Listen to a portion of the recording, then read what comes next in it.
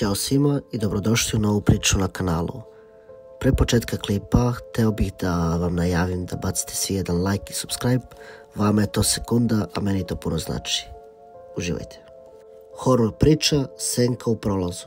U mračnom gradu Orford magla se poput kiselog daha obavijala oko starih zgrada, stvarajući iluziju da je grad zaboravljen od Boga.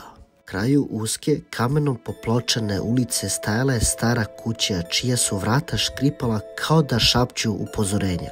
Priče o njoj bile su legende o čudovištu koje je nekada bilo čovek, proklet od strane nevidljivih sila i o dušama koje su nestale u njenim senkama.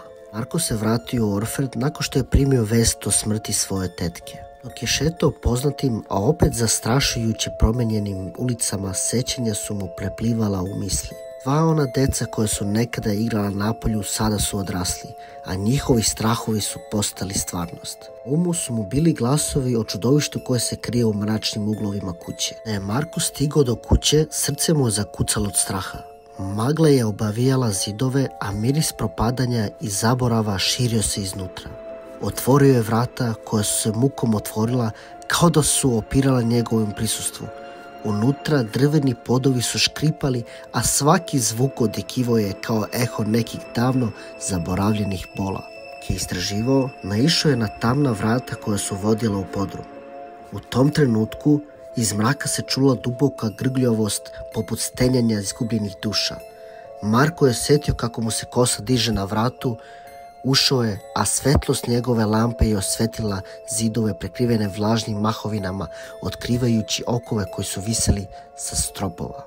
Tamo se odjednom pojavilo čudovište, stvorenje čija je koža bila siva i ispucala, a oči su sijele poput žutih žarulja. Marko je shvatio da je čudovište zapravo Ana, njena porodica bila je slična, nestali su pod njegovim prokletstvom. Čudovište u tom trenutku podiglo svoju ogromnu šapu i Marko je osjetio njegovu pretnju. Ana se tada pojavila, provučena njegovim strahom.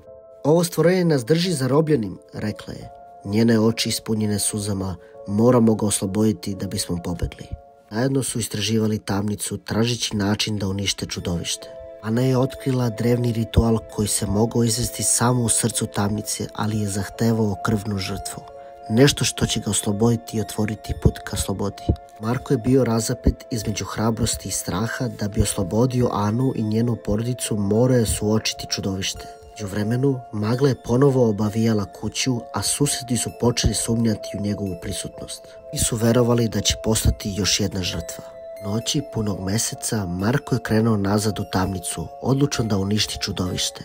Uzeo je nož koji je pronašao u kući, simbol nade i hrabrosti. Kada je stigao do srca tamnice, čudovište ga je dočekalo, njegovo mrakno stvorenje prožeto besom i tugom.